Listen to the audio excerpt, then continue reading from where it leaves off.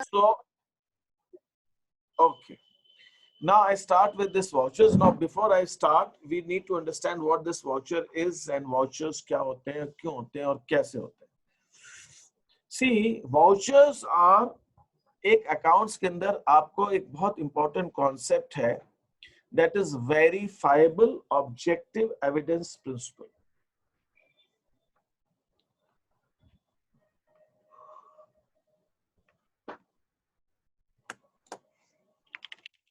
Verifiable objective evidence principle या concept जो भी आप बोले. वेरीफाइबल ऑब्जेक्टिव एविडेंस, पहले तो इसका वर्ड का हम मीनिंग समझ लें. वेरीफाइबल का मतलब होता है हम उसको वेरीफाई कर सकें, मतलब हम चेक कर सकें कि वो सही है कि नहीं.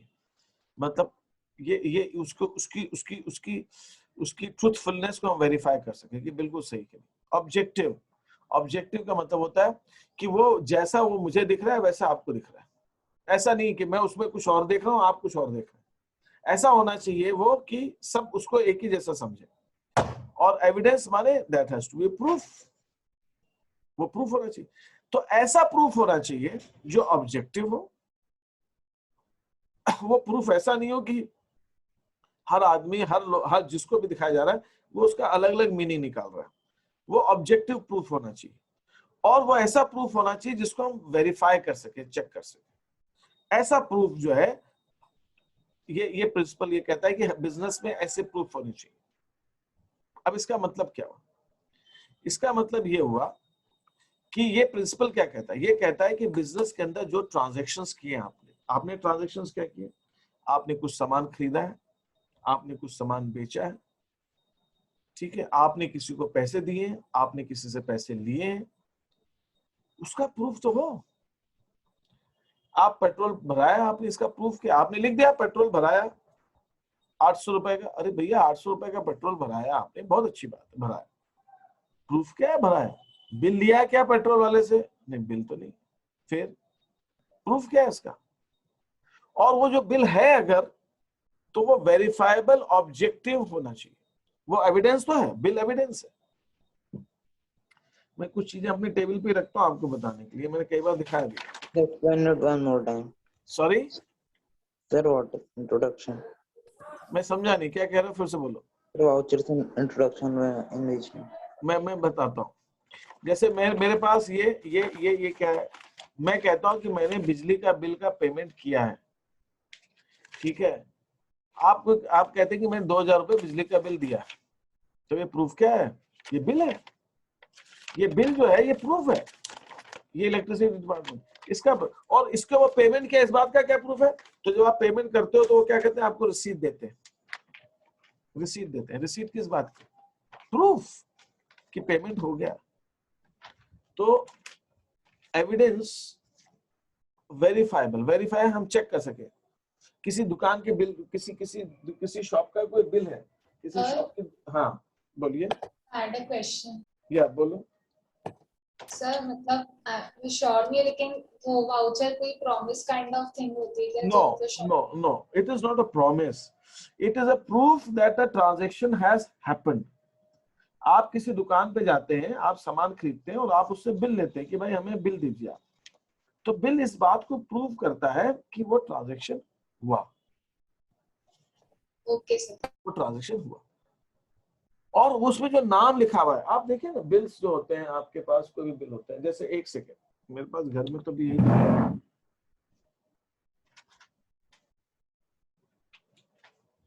ठीक है. Just I show you something जो भी मुझे दिख रहे हैं, जो पास नहीं दिख जाए पड़े हुए. अभी मैंने रखने चाहिए थे थोड़े सा.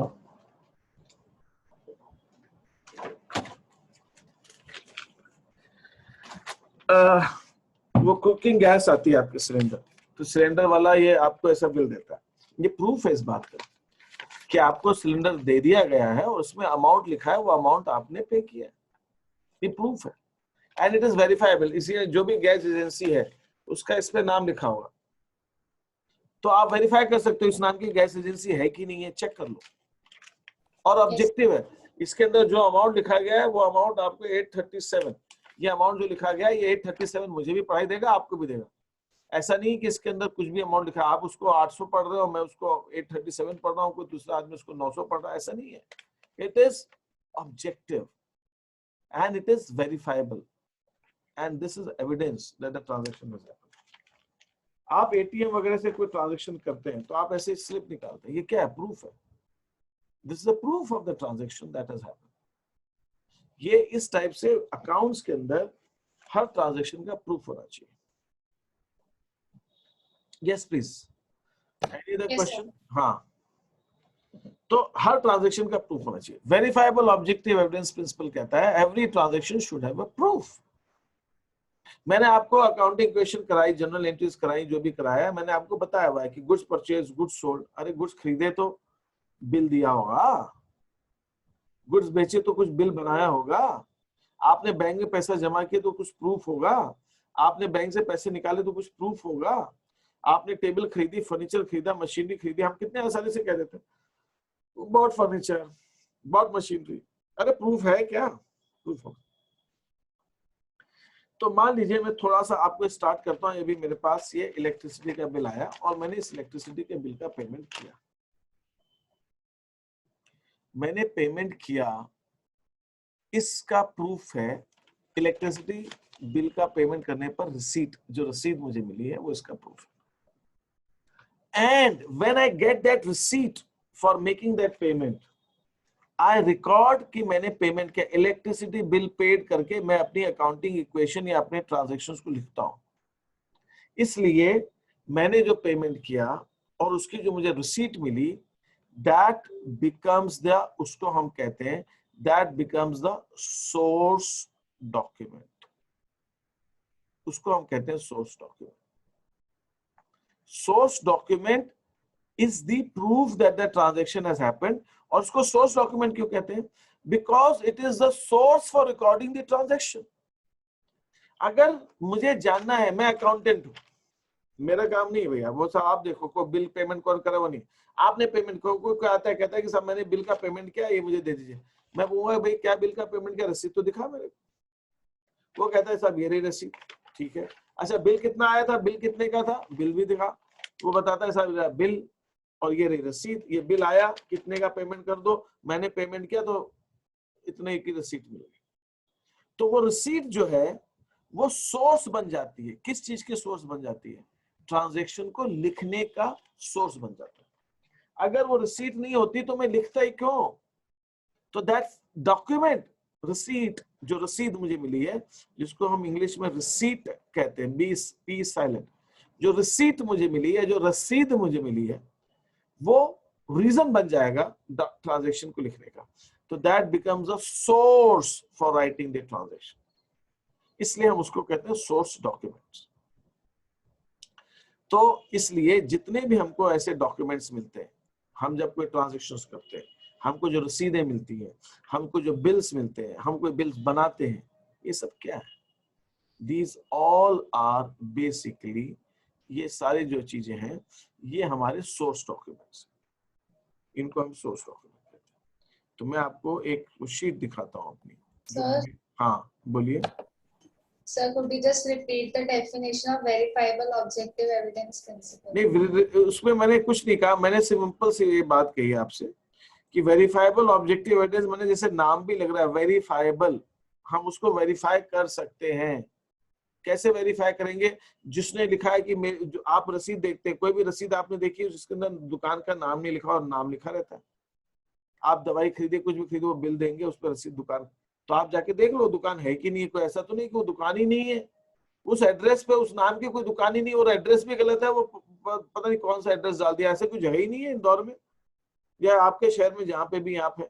और अगर ऐसी कोई जगह है तो वहां पे ऐसी नाम की कोई दुकान ही नहीं है। तो अगर वो नाम है तो आप उसमें प्रिंटेड है, नाम छपा हुआ है, तो आप जाके चेक कर लो भैया उस नाम की दुकान है कि नहीं। That is verifiable.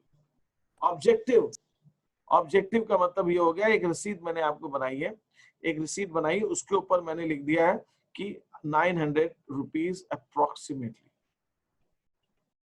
अप्रोक्स, ये अप्रोक्स क्या होता है?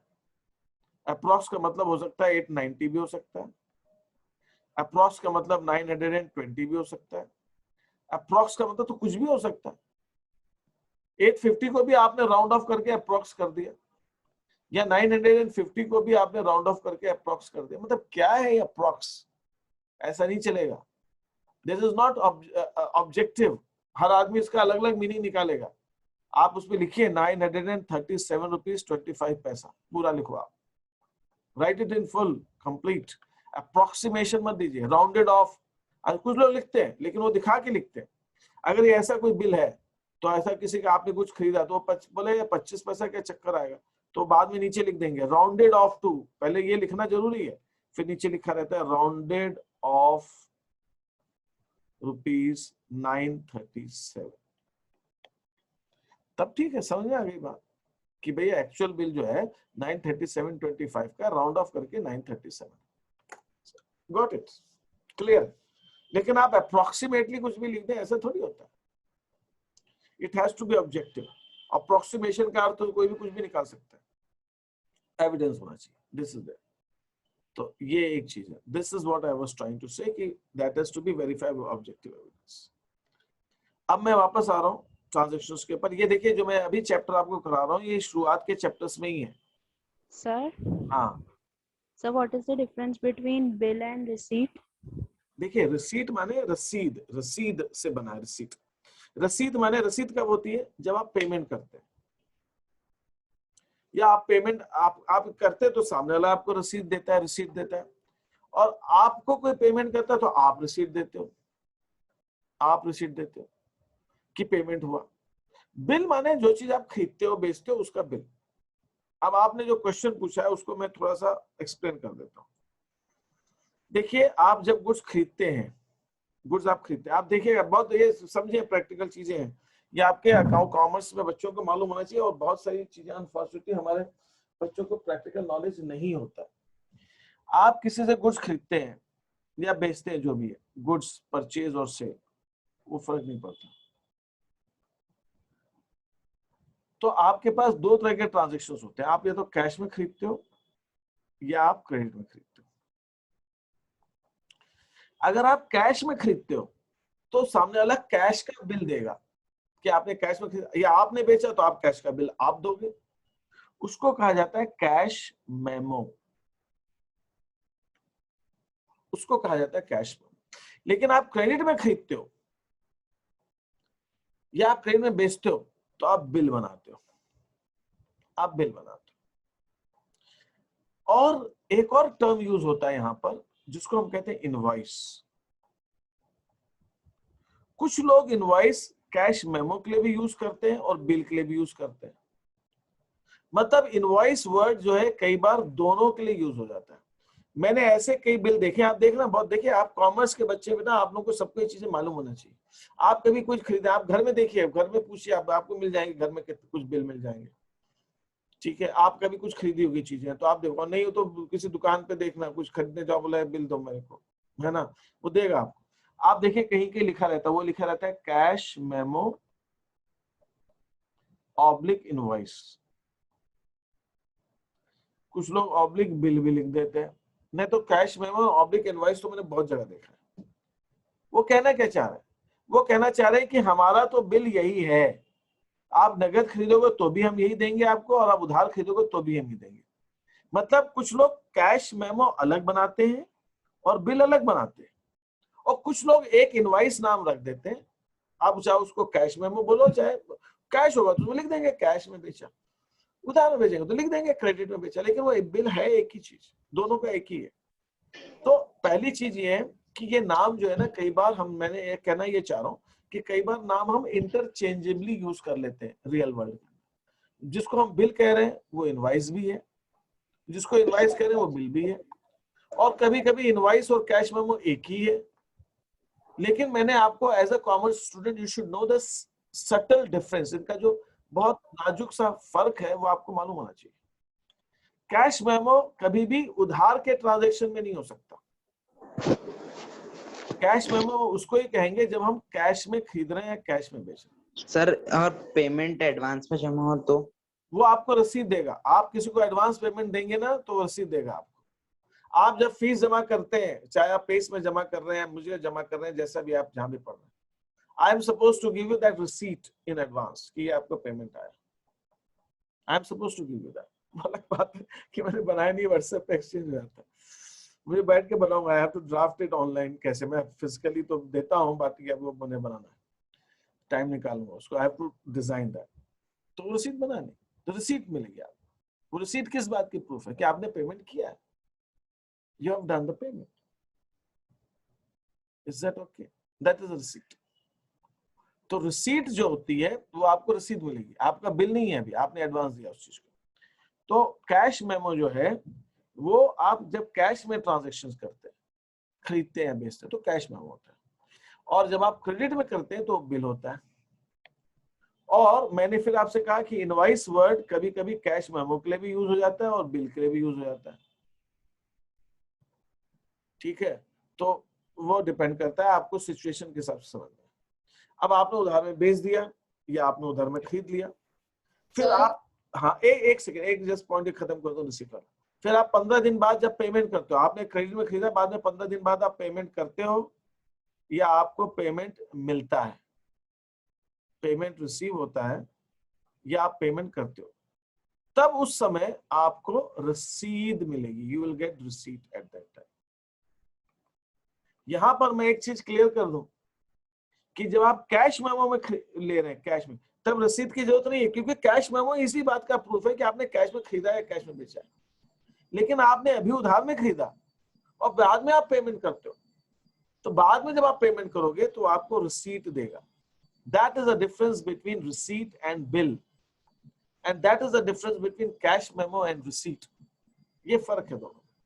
पहली चीज ये किसने, आरुषि ने पूछा था, आरुषि समझ में आया डिफरेंस तुमको बिल और रिसीट का? Yes, sir. हाँ अब बोलिए, कौन क्वेश्चन पूछ रहा था, किसी की आवाज आई थी बीच में? हाँ Oh, sir, I got the difference. ठीक है। तो रसीद होती है बाद में पेमेंट करने के लिए या एडवांस पेमेंट करने के लिए, लेकिन वो बिल के साथ में नहीं। और नगद खरीद रहे हैं तो कैश मेमो हो गया, डिफरेंस आ गया, ठीक है। और हाँ, और बोलिए, और कोई क्वेश्चन यहाँ पे, फिर मैं आगे बढ़ता हूँ। हाँ, any other query? No, sir. Okay, fine. Now I'm proceeding with that.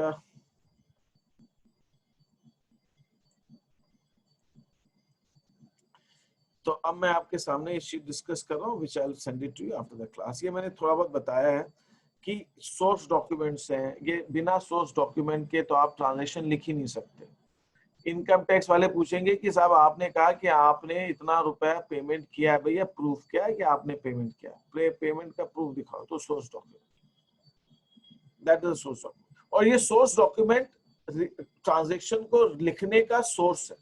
Transaction लिखा तभी जाएगा जब ये सोर्स डॉक्यूमेंट होगा आपके पास, ठीक है। Is that is there to be there, okay. ये सोर्स डॉक्यूमेंट का मैंने बताया। यही सोर्स डॉक्यूमेंट हम इसको सपोर्टिंग वाउचर्स भी कहते हैं। सपोर्टिंग वाउचर्स क्या होते हैं उसको बारे में मैं आगे बताऊंगा।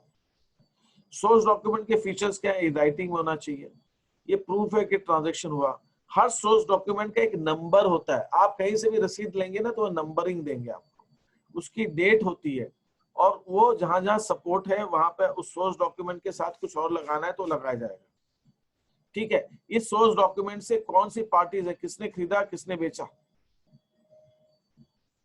वो सारा उसके अंदर आपको डिस्क्रिप्शन मिलेगा। और अगर कभी कोई कोर्ट केस होता है तो ये जो सोर्स डॉक्यूमेंट है कोर्ट के में एविडेंस के तौर पे दिया जा सकता है, प्रूफ के तौर पे दिया जा सकता है, that is what source document. अब कौन कौन से टाइप के सोर्स डॉक्यूमेंट कॉमनली हम यूज करते हैं, जैसे मैंने कहा कैश मेमो। कैश मेमो कब होता है, जब goods are sold in cash, ये प्रूफ है कि गुड्स कैश में बेचे गए। इसमें क्या क्या लिखा रहता है कैश मेमो में, डेट, किस दिन बेचा गया, किसने बेचा, उसका नाम एड्रेस, गुड्स क्या बेचेगा उसका डिस्क्रिप्शन, किस रेट से बेचेगा, अगर उसमें जीएसटी वगैरह कुछ लग रहा है तो जीएसटी वगैरह, तो ये सब चीजें होती है। आप कोई भी कैश मेमो में देखेंगे ये चीजें मिलेंगी आपको।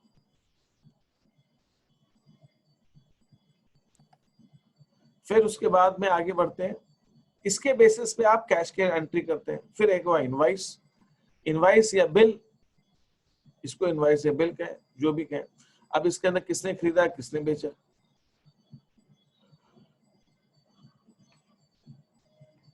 ठीक है, गुड्स क्या बेचे गए, कितने क्वांटिटी के बेचे गए, किस रेट से बेचे गए, ये देखिए। इसके अंदर एक टर्म लिखा होता है, हमेशा इनवॉइस या कैश में एक टर्म आप पाएंगे, E&OE। इसका पता है मतलब क्या होता है? इसका मतलब होता है एरर्स एंड ओमिशंस एक्सपेक्टेड। मतलब क्या हुआ? मतलब ये हुआ कि गलती हो जाना।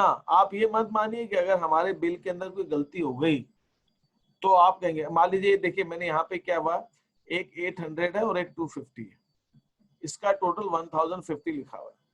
मैंने गलती से 1050 की जगह यहाँ पे 950 कर दिया और सामने वाले से 950 का एंट्री भी कर दी और उसके हो गया। बाद में गलती पकड़ में आई, अरे इसमें 100 रुपए की तो टोटल मिस्टेक हो गई है। तो वो सामने वाला ये नहीं कहे कि अरे वो तो आपने नहीं 50 बना दिया, आप तो मैं दूंगा ही नहीं और ये नहीं दूंगा, ऐसा है या वैसा है ऐसा। इसलिए हमने पहले ही कह दिया एरर्स एंड ओमिशंस एक्सपेक्टेड, कुछ भूल, इसको हिंदी में बोलते हैं भूल चूक लेनी देनी।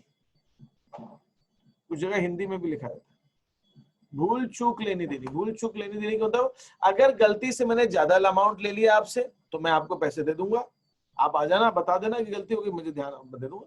वो तो दिख ही रहा है यार, 800 प्लस 250 1050 होता है, 950 लिखा है तो गलत तो है ही है, दिख ही रहा है, उसमें कौन सी बड़ी बात होगी। तो और अगर मेरे को, मैं गलती से अमाउंट कम जोड़ता हूं और आपसे लेने हैं तो मैं आपसे भी ले भी सकता हूं। तो भूल चूक लेनी देनी, अगर मुझे लेना है तो मैं ले भी लूंगा, देना है तो दे भी दूंगा। तो errors and omissions are expected, भूल चूक होगी तो वो उसका एडजस्टमेंट हम करेंगे। आप ये नहीं कहें उस समय कि नहीं अब तो कुछ नहीं हो सकता, है ना, ये तो दिख रहा है भाई 800 प्लस 250 1050 होते हैं, गलत लगा दिया टोटल।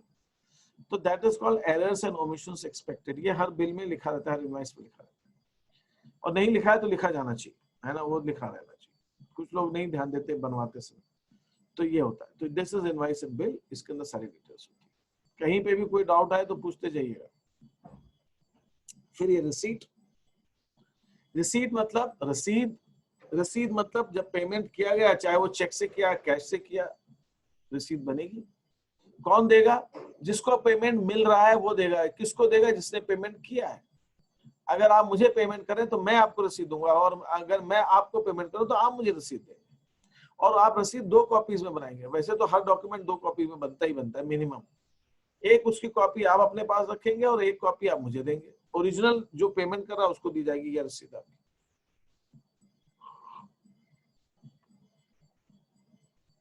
उसके अंदर पेमेंट की date, name of the buyer, payer, cash, cheque, ये सब चीजें होंगी, ये सब होगी रिसीट के अंदर। ठीक है, दिस इज इट। और ये रिसीट का मैंने एक दिया आपको, रिसीड विथ थैंक्स फ्रॉम, इसकी लैंग्वेज में फिक्स है ना, धन्यवाद सहित प्राप्त हुए, किससे? जिसका नाम, कितने रुपए इतने, चेक से कि कैश से, चेक है तो चेक का नंबर, डेट, कितना अमाउंट ड्रॉन ऑन, किस बैंक का चेक है ना, वो किस इनवॉइस, किसके, कौन सा बिल था जिसके अगेंस्ट में पेमेंट आया, वो लिखना चाहे वो भी आप लिख सकते हैं। तो यहाँ पे अमाउंट 2 जगह लिखा जा रहा है। एक तो अमाउंट यहाँ पे वर्ड्स में लिखा जाना चाहिए, और यहाँ अमाउंट एक डिजिट्स में, नंबर्स में लिखा, 20,000 तो यहाँ 20,000।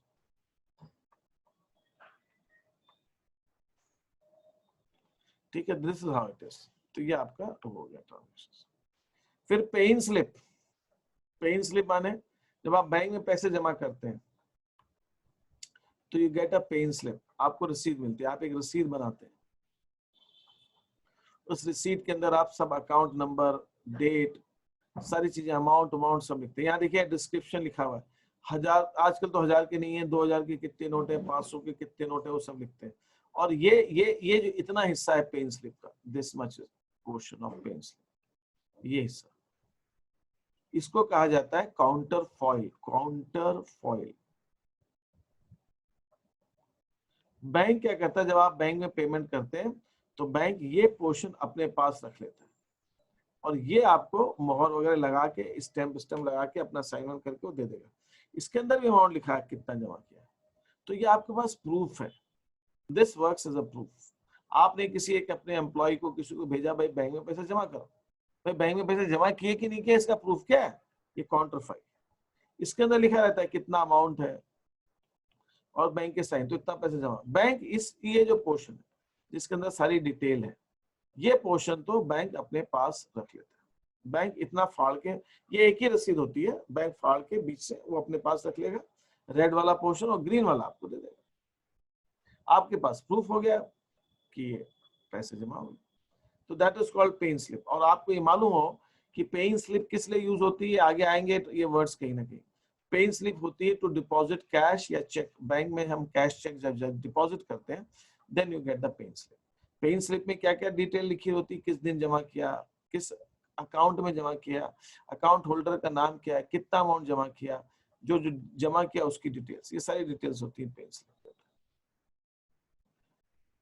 ठीक है, फिर एक होता है चेक और सर चेक। ये हाँ बोलिए, क्या कह रहे हैं? पेन स्लिप जो होती है उसको चेक के साथ देना पड़ता है या फिर वो अलग से देनी पड़ती हाँ, है? अगर आप चेक जमा कर रहे हैं तो चेक के साथ पेन स्लिप जोड़ के देना पड़ेगा, और आप कैश जमा कर रहे हैं तो कैश और पेन स्लिप दोनों देते हैं, तो वो आपको उसकी कॉपी वापस मिल जाती है। बिल्कुल सही। Okay sir. अगर आप चेक जमा कर रहे हैं तो चेक के साथ देना पड़ेगा। Cheque and counterfoil. चेक और चेक की काउंटरफॉइल। आप जब किसी को चेक दे रहे हैं, चेक भी इस बात का प्रूफ है, चेक भी अपने आप में एक रिसीट है, मैंने चेक दिया है, ये आप दिखा दो, ये चेक दिया है, ये प्रूफ है इस बात। ये भी एक बहुत बड़ा एविडेंस है कि चेक हुआ। तो कुछ लोग चेक की फोटो खींच के रख लेते हैं बैंक में जमा करते समय, है ना, स्कैन करके रख लेते हैं जो भी चीजें, ठीक है, वो भी होता है। तो there are different ways. Cheque तो बैंक में चला गया, आपके पास तो प्रूफ है ही नहीं, तो आप चेक की कॉपी रख लो, ठीक है, तो आपके पास प्रूफ है कि चेक हुआ। आजकल तो चेक भी कम हो गया, आजकल सारा नेट बैंकिंग के थ्रू काम होता है, तो नेट बैंकिंग के अंदर तो अपने आप एंट्री आ जाती है, तुरंत आपने पैसा ट्रांसफर किया, अकाउंट में आ गया, उसके अंदर डिटेल आ जाती है लिखी, तो वो भी आजकल चलता है। तो ये लेकिन जहाँ चेक है वहां चेक चलता है। अब हम बात करते हैं डेबिट नोट और क्रेडिट नोट की।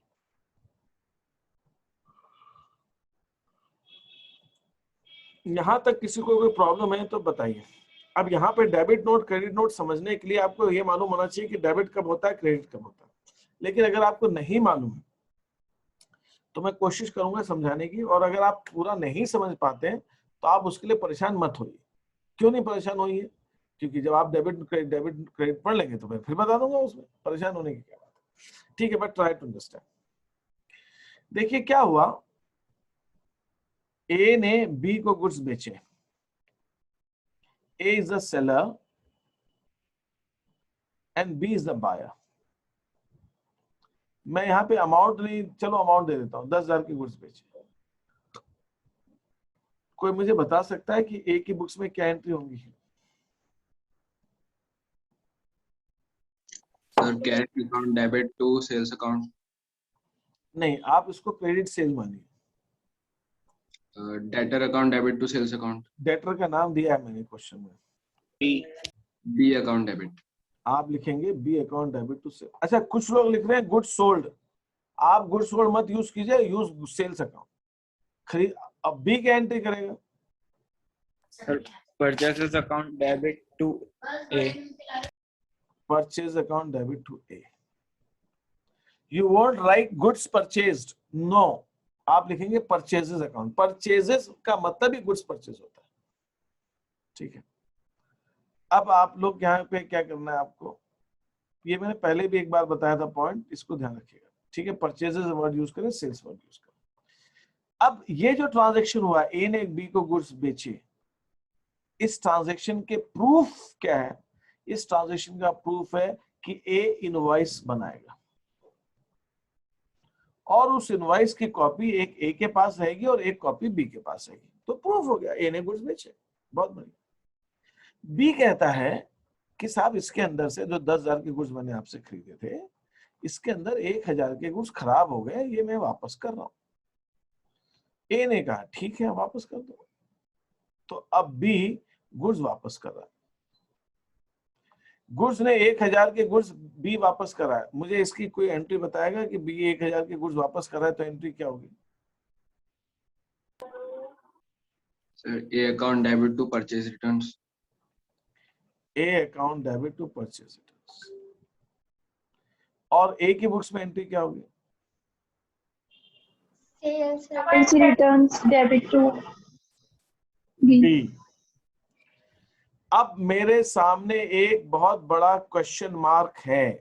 क्वेश्चन मार्क ये है कि ये जो ट्रांजैक्शन था गुड्स बेचने का, इसका प्रूफ तो इनवॉइस है, लेकिन साहब ये वाला जो ट्रांजैक्शन है रिटर्न्स का, इसका प्रूफ क्या कि गुड्स वापस हुए? यहां पर डेबिट नोट और क्रेडिट नोट का खेल आता है। यहां डेबिट नोट क्रेडिट नोट आएगा। तो डेबिट नोट का मतलब ये हुआ कि जब बी गुड्स वापस कर रहा है तो बी अपनी बुक्स के अंदर ए को डेबिट कर रहा है कि क्रेडिट कर रहा है? एनवी, एनवी सो गई। Debit. ए डेबिट, बी ए को डेबिट कर रहा है, तो बी ए को डेबिट नोट भेजेगा ये कहते हुए कि मैंने आपका अकाउंट अपनी बुक्स में डेबिट कर दिया है।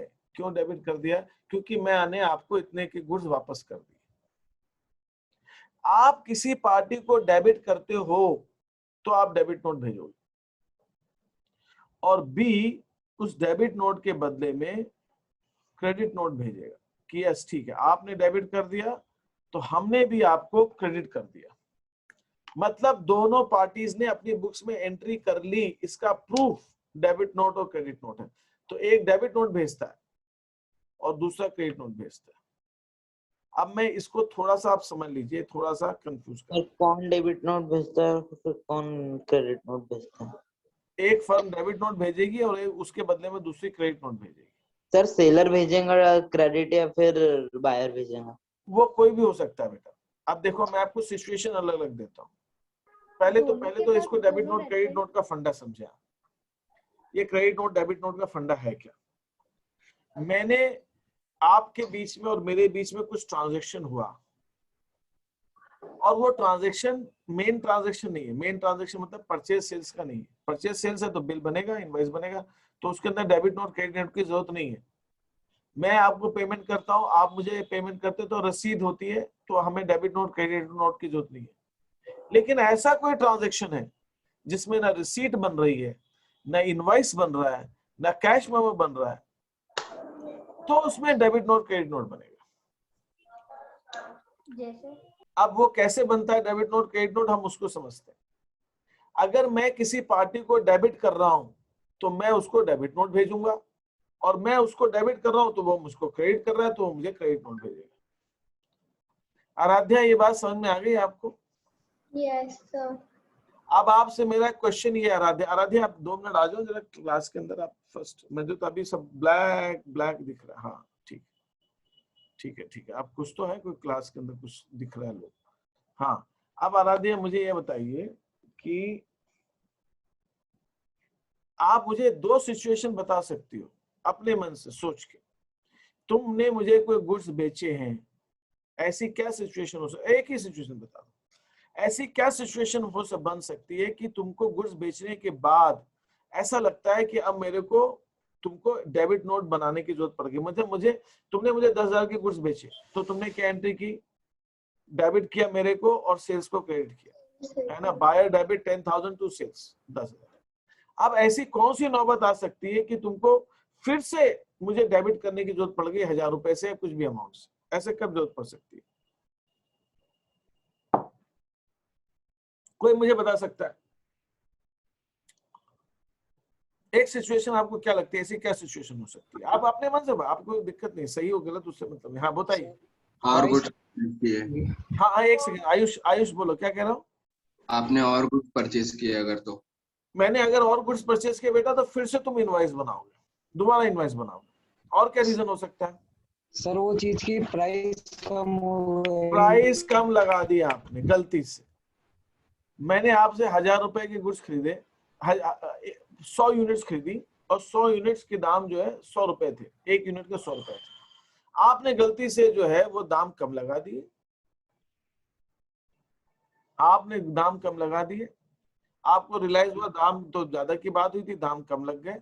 तो अब ऐसी केस के अंदर आप नया माल तो बेच नहीं रहे हो, कि दोबारा इनवॉइस बिल बनाओगे?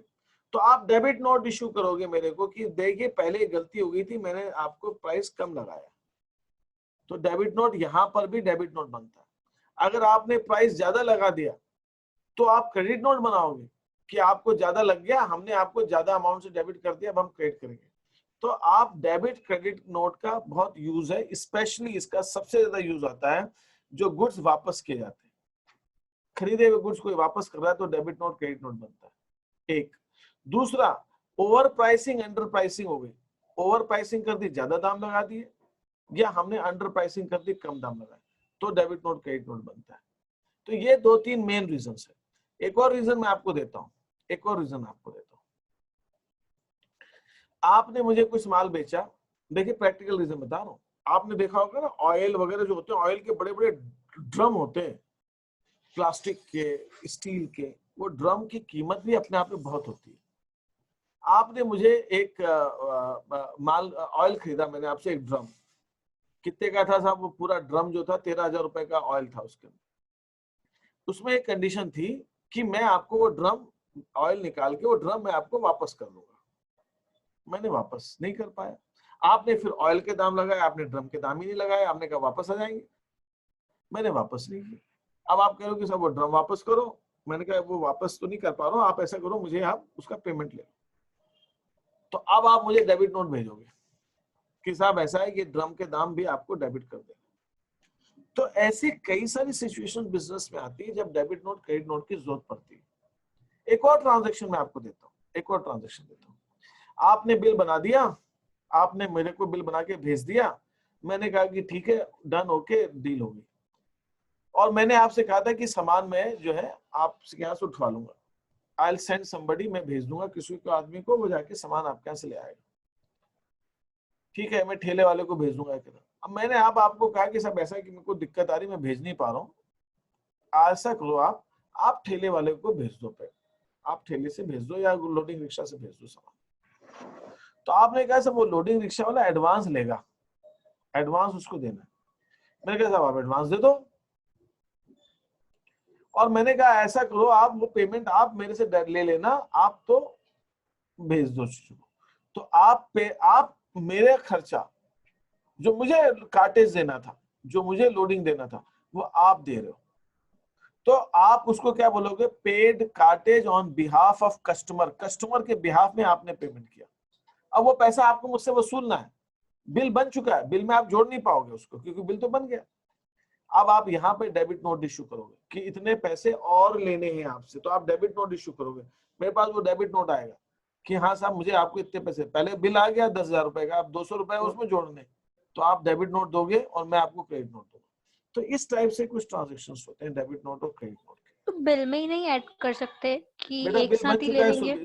सुरभि बिल बन चुका है बेटा, अब दोबारा बिल में काटा पीटी नहीं हो सकती, इसीलिए हमको debit note credit note issue करना पड़ता है। बिल में जैसे मैंने बताया रेट ज्यादा लगा दिए, कम लगा दिए। अच्छा, मतलब अगर बिल आपने सामने वाले को दे चुके हो और फिर एक्स्ट्रा मांगना है? देने के अलावा भी बिल अगर बन भी गया है, मान लो हैंड रिटन बिल है आपने बना लिया, अब आप सोचते हो उसको कहाँ काटा पीटी करें उसकी? कंप्यूटर पे है तो चलो चेंज हो जाता है, कंप्यूटर पे तो बिल चेंज हो जाता है, वो तो कोई बात नहीं, दोबारा बिल में चेंज किया, बहुत आसान है, दोबारा प्रिंट निकाल दिया उसका, वो तो कोई दिक्कत नहीं। लेकिन मान लीजिए बिल्कुल सही आपने कहा, मैंने कंप्यूटर बना के सामने वालों को भेज भी दिया बिल, और उस बिल की एंट्री हो गई है, लिख लिया बिल का, अब तो उसको नहीं चेंज कर सकते, अब नहीं चेंज कर सकते। चलो भेज भी दिया उसको, दोबारा रिवाइज बिल बना दिया, वो भी चलेगा, लेकिन रिवाइज बिल नहीं बनाना चाहिए जब तक बहुत जरूरी नहीं हो।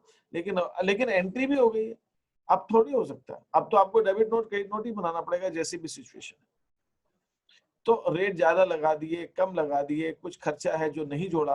अब मुझे आपने मुझे गुड्स बेचे, उसके अंदर बिल में पैकिंग चार्जेस जोड़ने थे, पैकिंग चार्ज, आपने पैकिंग चार्ज जोड़ने से रह गया, आपसे गलती से छूट गया आपसे।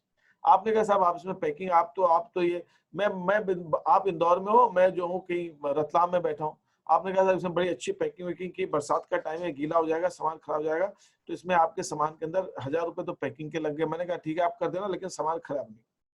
आपने उसमें बड़े अच्छे से पैकिंग वैकिंग करवा के भेजा, और आपने गलती से पैकिंग का नहीं जोड़ा, अब बिल बन गया, नहीं चेंज हो सकता, तो अब आप उसके अंदर आप डेबिट नोट बनाओगे, आप कहोगे 1,000 रुपए और आपसे लेने हैं, ये डेबिट नोट है उसका। This is the purpose of debit note and credit note. Any doubt, any confusion, anything else you would like to understand? No, sir. Sir एक कंफ्यूजन था Hmm. कि बिल सोर्स डॉक्यूमेंट के अंदर आते हैं कि सोर्स डॉक्यूमेंट का bill different होते हैं?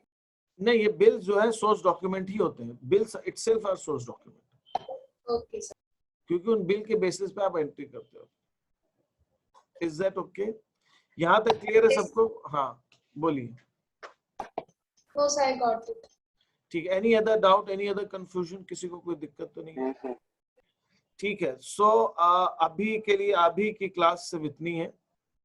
और आपके पास, मुझे लगता है किसी के पास कोई ऐसा है क्लास के अंदर जिसके पास कुछ करने को नहीं है, मतलब सब कुछ हो गया, मुझे कुछ उसको देना है काम, भी आगे क्या करना है, ऐसा कोई है क्या क्लास में? सर हाँ, तुम्हारे को ट्रांजेक्शन चेक करने हैं और मुझे देना है मेका को. और एनीबॉडी एल्स? सर मुझे आंसर की भेजनी है. अब वो आप मुझे मैसेज डाल देना, आराध्या. ठीक है. और बताइए एनीबॉडी एल्स? किसी को मुझे जो है